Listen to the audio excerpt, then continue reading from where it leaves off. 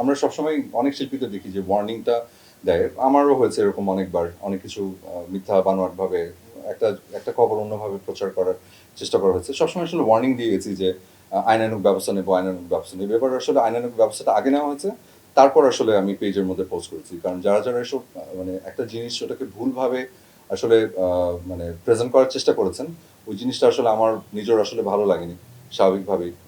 তো আহ, কয়েকজনকে আসলে ধরা হয়েছিল, মানে এখন এখন দেখা যায় যে কিছু কিছু মানুষের বয়স আসলে এত ছোট ওরা, এবং কিছু কিছু মানুষের আসলে আমি বলবো যে আহ, ঠিকমতো আসলে কথাও বলতে পারে না। আমি সরি টু সে, মানে আমি যখন সামনে দেখলাম ওদেরকে এবং দেখে তখন মনে হলো যে এই মানুষগুলো ফেসবুকের মধ্যে এরা নিউজ ছাড়ছে, এই করছে, মানে আমি দেখে আসলে বিশ্বাস করতে পারছিলাম যে এই এতটুকু একটা বাচ্চা ছেলে বা এই এই মানুষটা, মানে এই মেয়েটা এটা করতে পারে, মানে এটা চিন্তার বাইরে ছিল। তো মায়াও লাগে। তো ছাড়া মানে ছেড়ে দেওয়া হয়েছে ক্ষমা টমা চাওয়ার পরে। তো যাই হোক, ওটা নিয়ে আর কি বলবো, শুধু এতটুকু বলি যে মানে এটা অতিরিক্ত ভালোবাসা বহিঃপ্রকাশ হতে পারে যদি পজিটিভলি চিন্তা করি। তবে একটা জিনিস মাথায় আসে যে আমাদের তো আসলে অনেক প্রবাসী আসলে বাইরে থাকেন, এটা বাংলাদেশের আমরা জানি যে প্রচুর প্রবাসীদের রেমিটেন্স আমাদের কি বলবো অর্থনীতির চাকা করে। তো যার কারণে আমরা প্রবাসীদেরকে এত ভালোবাসি, এত সম্মান করি এবং তাদের ত্যাগগুলো আসলে এত স্বীকার করি। এবং তারা কিন্তু প্রত্যেকেই তাদের পরিবার ছেড়ে, সন্তান সন্ততি ছেড়ে সবাই যায়। তো এটাতে আসলে মানুষদের অনেক ইউজ থাকার কথা।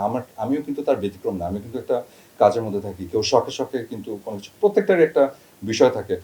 মানুষরা অনেক কিছু না বুঝে আবেগে অনেক কিছু বলে ফেলেন। তো এটা আসলে অনেক সময় আমাদের জন্য আসলে মানসিক অশান্তির সৃষ্টি করে এবং আমরা একটু বিব্রতকর সিচুয়েশনের মধ্যে পড়ি।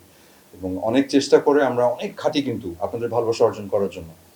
সম্মান অর্জন করতে আসলে অনেক দিন লাগে, ভালোবাসা পেতে আসলে অনেক দিন লাগে।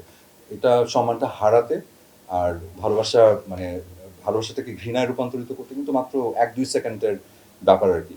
তো আমি চেষ্টা করি আপনাদের ভালোবাসা পেয়ে, সম্মান পেয়ে যাতে আজীবন বাঁচতে পারি, সেই চেষ্টাটাই করতে থাকি। ওটাই অব্যাহত থাকে আমার এবং সেই চেষ্টাটাই আমার থাকবে।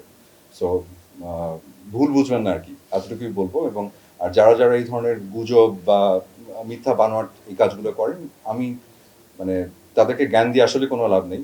কারণ এগুলো মানুষের মানে অভ্যাসের ব্যাপার। আমি নিশ্চয়ই তাদেরও কোনো রিজন আছে।